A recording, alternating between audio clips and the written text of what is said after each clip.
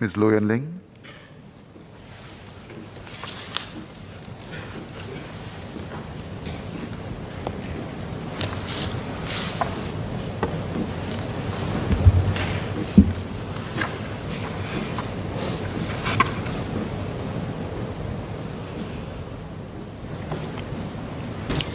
Chairman, the arts and culture are the soul of Singapore City. They are integral to our identity, sense of community, and well-being. Year 2020 was a very challenging year for us all. We want to especially thank all our arts and cultural practitioners for their hard work and perseverance throughout this tough period. I wish to assure Mr. Situ Wee Pin, Ms. Sylvia Lim, Ms. Janet Ang, and Ms. Cheng Li Hui that MCCY is committed to provide enduring support for the arts and culture sector, which plays a critical role in our nation. To tide this sector through the COVID-19 storm, MCCY rolled out in year 2020 the $55 million Arts and Culture Resilience Package, ACRP, that created over 13,000 work and training opportunities, of which over 5,000 were for self-employed practitioners. The package also supported over 1,400 digitalization projects. Since moving into phase 3, activities in arts and culture are progressively resuming in a safe manner. However, we are nowhere near pre-COVID level, and we recognize the toll that has taken on the sector. Ms. Sylvia Lim spoke about safe management measures, SMM, and their impact on activities. MCCY and the National Arts Council, NAC, are working closely with MOH and stakeholders to safely resume arts and culture activities in line with what the public health situation allows. We appreciate that the arts community is keen to have more audiences in their performing arts spaces. But given the global COVID-19 situation, we cannot afford to let our guard down. Comprehensive vaccination coverage will enable us to reopen further, while SMM, testing and contact tracing will continue to be necessary. Currently, our museums can operate at up to 65% capacity. Since phase 2, arts and culture training classes and workshops have been allowed to resume. Indoor live performances of up to 250 audience members are presently allowed. While applications can be made for outdoor performances, live performances that involve unmasked performance carry some risk. We will continue working to expand and restart activities so that our arts practitioners can continue their good work, as we all play our part to ensure a safe and sustainable reopening. Chairman, MCCY is sparing no effort to get the show back on the road and to put jobs back online. Mr. Xie Yaoquan would be glad to know that the government has a vigorous slate of additional stimulus and support measures to uplift and uphold this important sector. From fresh funds for operations and new opportunities to a future roadmap and help to transform, we will reposition this sector for post-pandemic recovery. Let us elaborate on what Minister Edwin Tong has outlined earlier. The government will inject an additional $20 million into the ACRP to build capabilities, create work opportunities, jobs, and boost our local arts and culture ecosystem. This brings our total COVID support to $75 million. We recognize the contributions many self-employed practitioners, SEP, have made to our arts and culture sector. Due to the COVID-19 restrictions, many of them face uncertainty and loss of income. Last October, I put together 12 government agencies, including colleagues from MOM, MSF, MOE, Workforce Singapore, SSG, to form an interagency work group tasked to come up with specific ways to boost work opportunities and skills for SEPs in the arts and culture industry. To this end, MCCY will launch a new ACRP SEP grant to fund projects by SEPs and the organizations that work with them. The grant seeks to sustain the livelihoods of freelancers by minimizing their job and income loss.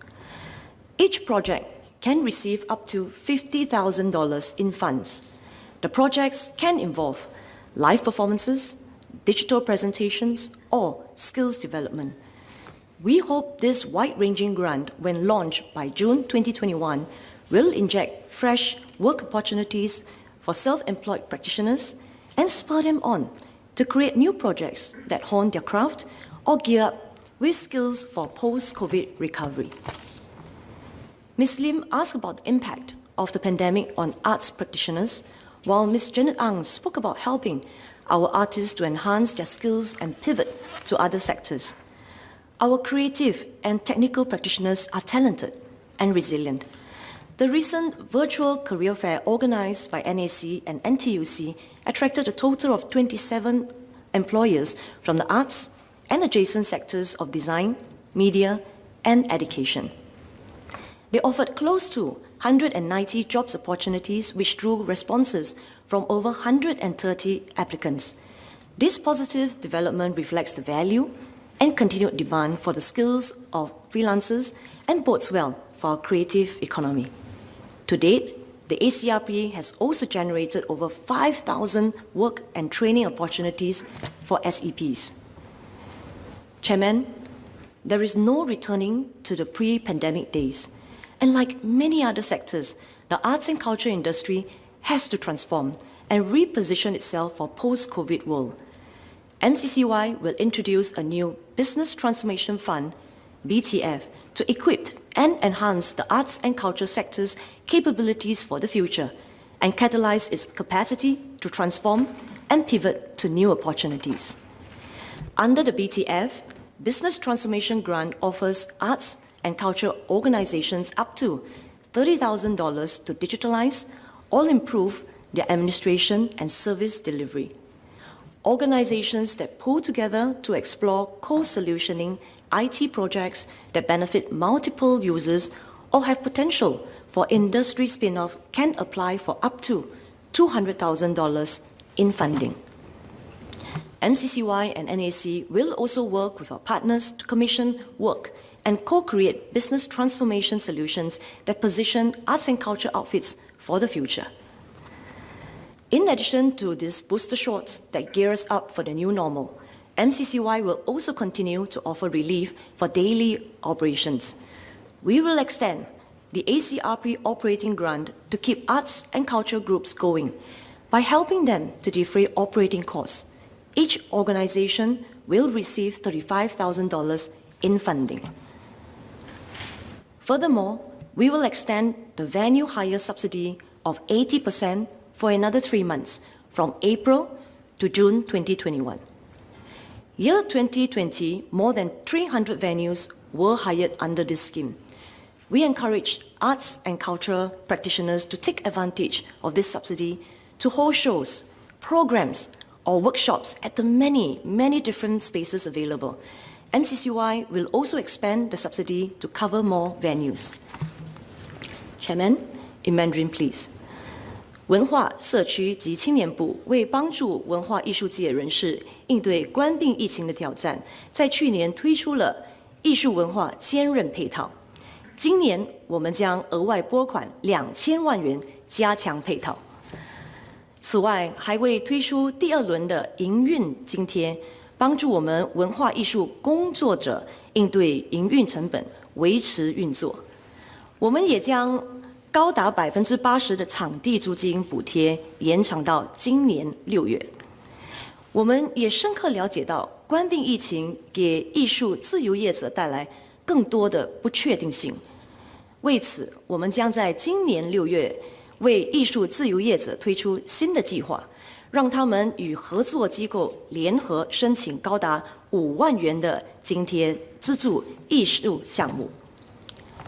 文社青部也将以新的补贴计划，协助我们艺术团体实现转型，推动我国整体文化艺术生态的发展。在这段艰难的时刻，文化、社区及青年部希望和艺术以及文化界同仁同舟共济，奋勇向前，一同携手渡过难关，在危机中找出契机，共同打造富有创意、欣欣向荣的社会。Chairman, since COVID-19, our arts and culture sector has pivoted towards digitalization and new ways of engagement. We are immensely proud of the resilience and adaptability of our practitioners. Their creative use of technology has brought the arts and culture within the reach of manifold audiences. For instance, I saw last month how CE Focus reached out to more than 20,000 collectors during the Singapore Art Week 2021. This is multiple times of the physical visitors received. Last October, I met Ms. Jace Tan from Creative at Works, who organized a Thriving Singapore virtual exhibition. This is a project supported by the Digital Presentation Grant, DPG. The show garnered an online outreach of over 85,000 individuals in just 3 months. Let me say that again. The show garnered an online outreach of over 85,000 individuals in just 3 months. Digital and blended delivery models will remain the way to go post-pandemic. I assure Ms. Tin Pei Ling and Mr. Xie Yao Quan that digitalization is and will continue to be the top priority for this sector. We will dedicate time and resources to build and enhance digital capabilities. Currently, charities in arts and culture sector can tap on the VWO's Charities Capability Fund Info Communication Technology Grant for basic ICT setup and website development and other digital solutions. In addition, the charity's Go Digital Kit launch last November aims to boost their digital capabilities, especially in corporate and administration functions. Arts and culture companies, on the other hand, can draw upon the PSG, Productivity Solutions Grant, and EDG, Enterprise Development Grant, for the cost of IT solutions and equipment to innovate, upgrade, or enhance business processes. We welcome Ms. Janet Ang's suggestion to bring artists and the technology community together to remake innovative models for the arts. This is what we already do and will do more of. For instance, the National Heritage Board, NHB's DigiMuse program, engages the technology sector to enhance the museum experiences. To set the sector on a speedy digital track, MCCY will draw an arts and culture digital roadmap in consultation with stakeholders. It will provide a framework for the adoption of digital solutions to improve operational productivity and enhance audiences' experiences. The roadmap will be aligned with existing efforts to achieve long-term priority of enhanced digitalization and technology adoption in the sector, as well as complement new schemes such as the Business Transformation Grant that I spoke about earlier. It will also serve as a one-stop directory of relevant government grants and schemes. Chairman, even as we pivot towards technology, we remain strongly anchored in our cultural heritage, which forms part of our shared identity. It reflects who we are and where we come from. Our tangible and intangible heritage reminds us of the progress we have made as a people and provides us with the foundation to move forward as a nation. UNESCO's recognition for our hawker culture speaks volume of the unique and diverse Singapore heritage. Mr. Darrell David earlier spoke passionately, and he hoped for more innovative ways to celebrate our hawker culture as a form of our national pride and legacy.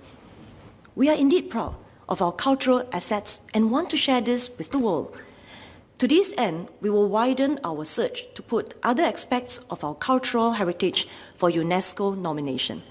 I would like to share that NHB will embark on a series of public consultations to identify new nominations for the UNESCO list of intangible cultural heritage of humanity.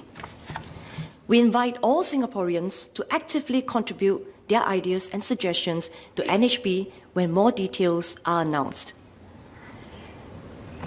Chairman, besides food, music, and films, encapsulate our Singapore culture too. Earlier on, Mr. Situ Ipin spoke passionately in Mandarin. He highlighted the contributions of our local Chinese cultural arts, such as the Xin Yao movement and homegrown films. We recognize how all these various art forms are enriching our growing Singapore identity. NAC has supported new generations of artists like Ms. Joanna Dong, Dong Ziyan, and Jan Niu, Liang Genrong, who are producing fresh Xingyao tunes and contributing to renewed interest in this genre. Many Singapore films feature covers of Xingyao and Mandarin music. A recent collaboration between local band Nico Highway and director Mr. Anthony Chen produced the theme song of his Golden Horse-nominated film Wet Season, 热带雨. Chairman, earlier on, Mr. Xie Yaoquan asked for greater efforts to enhance our people's interest and involvement in our arts and culture. Allow me to first share how we will foster amongst Singaporeans a greater appreciation and participation in Singapore's tangible and intangible heritage. Besides COVID-19, our museum achieved a record high visitorship of close to 9.6 million in the year 2019. Although the ongoing pandemic has changed the dynamics of visitorship, we are pressing on with new plans to draw participation and expanding our audiences through virtual platforms. As Minister Edwin Tong has shared earlier, we are celebrating the 50th anniversary of preserving our national monuments this year. We will hold a special commemorative exhibition at the National Museum of Singapore from June to September 2021. Thereafter, the show will travel to other parts of Singapore for the benefits of all Singaporeans. It will feature creative renderings by artists and photographers of all our 73 national monuments and include past works that celebrate earlier preservation milestones. This year also is the 25th anniversary of our Museum Roundtable, a collective established by NHB to spur a museum-going culture. The Roundtable has enabled smaller private museums like the Intan, which promotes Peranakan culture, to be heard, which has widened the exchange of insights and views from larger organizations. So, to coincide with International Museum Day on 18 May 2021, NHB will launch a series of tours to encourage the public to explore lesser-known museums, and a roving exhibition on the Museum Roundtable will be held in November 2021. We encourage the public to continue supporting and visiting our museum. One of this year's highlights is the reopening of the Changi Chapel and Museum CCM and reflections at the Bukit Chandu. Changi Chapel and Museum, which documents and reviews experiences of prisoners of war and civilians internees, will reopen in May 2021. And reflections of the Bukit Chandu, which commemorates the courage and resilience of the Malay Regiment in the Battle of Pasir Panjang, will reopen in the second half of 2021. To ensure the continued relevance and accessibilities of our museum, we have plans for our 3 heritage centres to be refurbished. First, the Malay Heritage Centre will be closed for redevelopment in early 2022. Its gallery will be updated with new content on the diverse Malay community and Kampong Glam precinct. The Singapore Philatelic Museum, that is currently being redeveloped, will reopen next year in 2022 as a dedicated children's museum with interactive exhibits and storytelling sessions. And come 2023, we can all look forward to a refurbished Peranakan Museum, which will present a more inclusive definition of Peranakan culture. Besides rejuvenating our tangible heritage, MCCY will recognize and celebrate the intangible heritage created by our arts and cultural talents and enhance the public's appreciation of this legacy. Ms. Cheng Li Hui will be glad to know that the MCCY will establish a dedicated cultural medallion gallery to showcase the works of our talented cultural medallion winners in the Arts House at the end of this year. The Cultural Medallion is Singapore's highest artistic accolade that recognizes individuals for their artistic excellence and contributions to our cultural landscape. We have many homegrown talents to be proud of. Since the start of this award, 128 distinguished artists from the visual and literary arts to music, theatre and dance across all various art forms have won this distinction. Last year, I met our year 2020 Cultural Medallion recipients, Mr. Sakazi Sayed and Dr. Vincent Liao. Like the recipients in past years, they have made a lasting impact on our arts and cultural ecosystem. Last year, NAC engaged over 50 Cultural Medallions recipients on how to better support our arts and culture sector, and as a result, the idea of the Cultural Medallion Gallery was born. Besides the physical exhibits, NAC and the National Library Board will create an integrated and comprehensive national digital repository documenting the work of our Cultural Medallion winners. And this will give Singaporeans valuable insights into Singapore's cultural history. Chairman, Ms. Sylvia Lim earlier had asked about the arts fraternity's response to art spaces. Our art spaces have grown over the years. NAC seeks to ensure that these are used optimally and efficiently, that we provide fair access and inclusive opportunities for as many as possible in the community, especially new groups and younger practitioners, and that these spaces are regularly updated and upgraded to remain relevant to prevailing needs.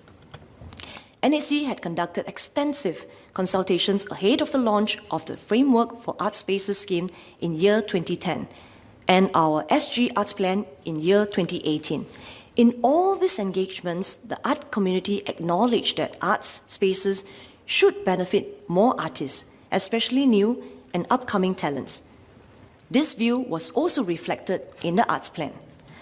The importance of ensuring that our art spaces benefit the wider community underpins NAC's effort in building a pipeline of diversified spaces.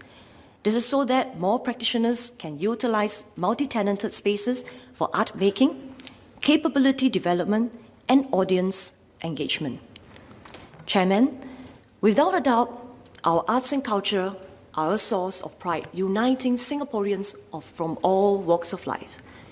As we position the arts and culture sector for recovery, we will continue to safeguard livelihoods, retain and reinvigorate capabilities and talents, and with determination, pivot to new platforms with wider audiences through digitalization. Together, we can turn the corner and bring our arts and culture to higher ground, where talents, creativity, and our identity as a Singapore people emerged even stronger. Thank you.